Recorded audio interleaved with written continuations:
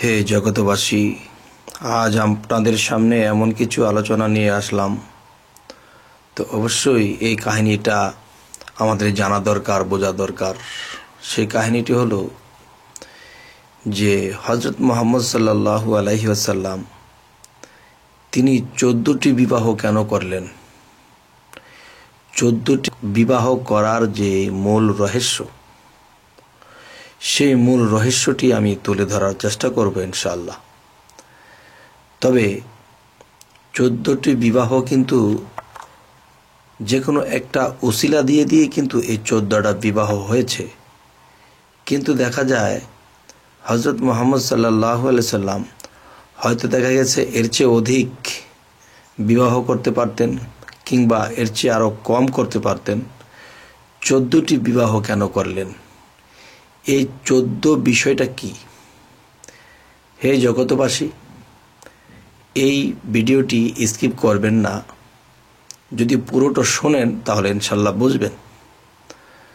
আচ্ছা, এখানে মূল বিষয় হলো যে হযরত মুহাম্মদ সাল্লাল্লাহু আলাইহি ওয়াসাল্লাম যে জীবনীতে দেখা যায় যে তার জীবন কাহিনী যদি আমরা বৃত্তান্ত ঘাঁটতে যাই, তো দেখা গেছে যে 14 জন স্ত্রী তো আর একদিনে হয়নি। কিন্তু 14টি বিষয় হলো, যেমন অন্য ভিডিওতে বলেছি যে 14টি সেজদা বিষয়। তো 14টি সেজদা বিষয়ে যাব না, তবে এটার সাথে সেটা সংযুক্ত আছে, এই জিনিসটা আপনাদের বুঝতে হবে। এই জন্য এই কথাটি উল্লেখ করলাম। তবে যে এখন মূল কাহিনীতে যদি যাই, তাহলে অবশ্যই আপনারা বুঝতে পারবেন যে 14টির অধিক এবং 14টির কম বিবাহ করতে পারতেন, কিন্তু ঠিক 14টি বিবাহ কেন করলেন?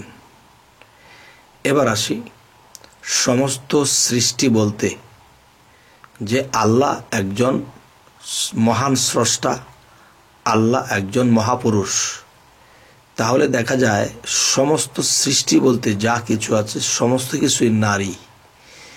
আচ্ছা, পরমাত্মা পুরুষ, জীবাত্মা নারী। ঠিক মোহাম্মদী নূর আল্লাহ সৃষ্টি করিলেন। সেই মোহাম্মদী নূর থেকে যদি আল্লাহ সমগ্র পৃথিবী সৃষ্টি করে থাকে, সমস্ত বিশ্ব সৃষ্টি করে থাকে, তাহলে দেখবেন যে তারা, গ্রহ, নক্ষত্র, সূর্য, চন্দ্র যা কিছু আছে সমস্ত আল্লাহর সৃষ্টির নিদর্শন আমরা দেখতে পাই। তবে আকাশ থেকে জমিন পর্যন্ত 7টা স্তর, এবং জমিন থেকে পাতাল পর্যন্ত 7টা স্তর, এবং আল্লাহর সৃষ্টি বলতে যা কিছু আছে সকলেই নারী। আচ্ছা, নারী জীব, তার মানে আল্লাহ নিজেই মহাপুরুষ এবং পরম রূপে, এবং দেখা যায় জীব রূপে সৃষ্টি।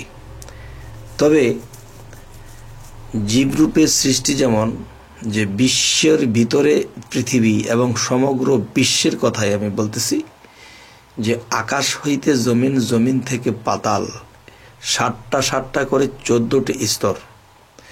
তো 14টি স্তর মূলত কি? এই 14টি স্তরেই নারী শক্তি নিহিত, মায়া শক্তি নিহিত। হে জগতবাসী, তো এখন যে বিষয়টি হলো, সেটি হলো যে হযরত মুহাম্মদ সাল্লাল্লাহু আলাইহি সাল্লাম তিনি এই 14টি ভুবন বিরাজ করেছেন। এই 14টি ভুবনে তিনি গিয়েছেন। যেমন জমিন থেকে আসমান পর্যন্ত যদি 7ম তলা হয়, এটা তো নবীজি ভেদ করেছেনই, যে জমিন থেকে একেবারে 7ম পাতাল পর্যন্ত নবী বিরাজ করেছেন, সেখানে গিয়েছেন। তবে দেখা যায় যে পাতালে, যেমন আমরা দুনিয়াবি যেরকম থাকি, এরকম পাতালেও জগৎ আছে। 2য় পাতাল, 3য় পাতাল, এরকম উঠতে উঠতে জমিন পর্যন্ত স্তর বা স্তর। আচ্ছা, তাহলে আল্লাহ কি বলেছে? আমি সর্বময় বিরাজিত। আল্লাহ যদি সর্বময় বিরাজিত হয়, তাহলে আল্লাহ কি পাতালে নাই? আছে। তাহলে পাতালে কি আল্লাহর সৃষ্টি নাই? আছে। তাহলে সেই সৃষ্টির মধ্যে কি আল্লাহ বিরাজ আছেন না? আছে। যেই সৃষ্টির মধ্যে আল্লাহ বিরাজ থাকবে না, সেই সৃষ্টি টিকবে না, সেই সৃষ্টি দিয়ে কোনো কাজে আসবে না। তাই বলি যে আল্লাহর 14টি স্তর সৃষ্টি করেছেন আল্লাহ, আকাশ থেকে পাতাল পর্যন্ত। তাহলে এই 14টি স্তর কি কি শক্তি? নারী শক্তি। এই নারী শক্তির দ্বারা এই পাতাল পর্যন্ত আল্লাহ আকাশ আরশে আজিম পর্যন্ত সৃষ্টি করলেন। তাহলে সেই পাতাল থেকে উঠে আসার সময় দেখা যায় যে তিনি 14টি স্তরে একেবারে সপ্তম আসমান পর্যন্ত উঠতে যাইয়া 14টি স্তরে 14টি যেরকম সেজদা করেছিলেন। যে আমাদের ভাষায় একটা কথা বলে থাকে যে খেলাথুয়া নমস্কার। খেলাথুয়া নমস্কার কি? যে এই পৃথিবীর ভাণ্ডে জন্ম নিয়ে মুহাম্মদ সাল্লাল্লাহু আলাইহি সাল্লাম আর আসবে না, তিনি আত্মার মুক্তি ঘটিয়েছেন, আল্লাহর সাথে মিশে যাবেন। তাহলে আল্লাহর সাথে যদি মিশতে হয় তাহলে এই দুনিয়াকে নমস্কার বলতে হয়।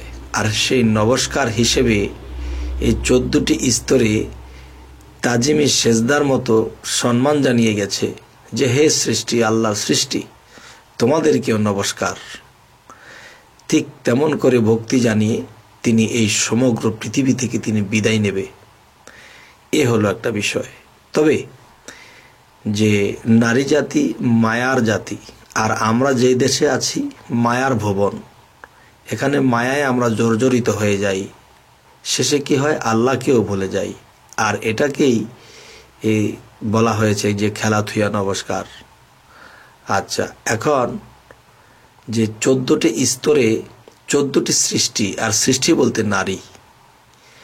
আচ্ছা, তাহলে দেখা গেছে এটা হলো যে সৃষ্টির মধ্যে 14টি স্তর, আকাশ পাতাল মিলিয়ে। তো 14টি স্তরে যদি 14টি সৃষ্টি, 14টি নারী শক্তি থেকে থাকে, তাহলে সেই 14টি স্ত্রী দিয়ে তিনি এই জিনিসটি বুঝিয়ে গেলেন। আচ্ছা, তাহলে 14টি স্ত্রী দিয়ে কি বুঝালেন? দেখবেন এক একটা স্ত্রীর এক এক জ্ঞান, এক এক চরিত্র, এক এক বিষয়। তেমনি করে পাতাল থেকে আসমান পর্যন্ত 14টি স্তরেই আল্লাহর সৃষ্টি, আর সৃষ্টি বলতে নারী শক্তি। আর সেই নারী শক্তিটা বাহিরে প্রকাশ দেখায় গেলেন হযরত মুহাম্মদ সাল্লাল্লাহু আলাইহি সাল্লাম। আচ্ছা, তাহলে যে এই 14টি স্তরে আল্লাহ বিরাজমান, তাহলে আল্লাহর সাথে কে? মুহাম্মদ বিরাজমান। তাহলে মুহাম্মদও কিন্তু এই সমস্ত সৃষ্টিতে বিরাজমান আছে। তেমনি 14 জন স্ত্রীর মধ্যেও তিনি বিরাজমান ছিলেন। তো 14টি স্ত্রীর মধ্যে যখন তিনি বিরাজমান ছিলেন, শেষে কিন্তু তিনি যে দুনিয়ার লোভ, লালসা, কাম, বাসনা, এগুলো কিন্তু তিনি হীরা পর্বতের গুহা, এই জিনিসগুলো ত্যাগ করে দেওয়া হয়েছে। হীরা পর্বতের গুহার মধ্যে সাধনা করেছেন তিনি। আল্লাহ যখন দাওয়াত করলো, 52 বছরে আল্লাহর সাথে সাক্ষাৎ করে সে রাসূল টাইটেল পাইলেন। এরপর থেকে তিনি যে দুনিয়ার আমিত্ব যে জিনিস, তার মধ্যে আর কাজ করেনি। তখন কি হয়েছে? যে এই 14টি এই সৃষ্টিতে 14টি নারী, আর সেই 14টি স্তরে তিনি বিরাজ করেছে। ঠিক তেমনি নিজের স্ত্রী দিয়ে এই জিনিসটি বোঝানো হয়েছে যে সেখানে 14টি স্তর, আর এখানে বার্জিকেও তিনি 14 স্ত্রীর মধ্যে তিনি বিরাজমান ছিলেন। তবে হে জগতবাসী, আমার এই কথাগুলো একেবারে ভেঙে বলাটা যায় না, তবু যে এইভাবে বলার চেষ্টা করলাম, জ্ঞানীগুণীরা বুঝে নিতে হবে। এর চেয়ে আরও কিছু গভীর আছে, কিন্তু এই গভীরটা আমি বলতে পারছি না। আমি মুখে ব্ল্যাক টিপ এসে যায় যে কিছু কিছু বিষয় জ্ঞানীগুণীরা বুঝে নিতে হবে, আমি শুধু ইঙ্গিত করে গেলাম। তো কেউ যদি না বোঝেন হয়তো একটা খারাপ কমেন্ট করতে পারেন, কিন্তু না বাবা, অমনটা করবেন না যে এখানে আরও কিছু গভীরত্ব লুকানো আছে যা আমি এখানে প্রকাশ করতে পারছি না।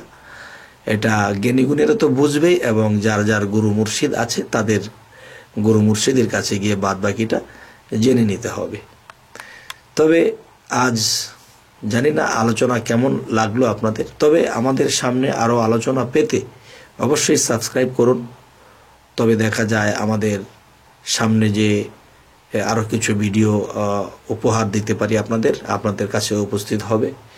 তো এই বলে আজকে রাখবো। সকলেই ভালো থাকবেন। আল্লাহ হাফিজ।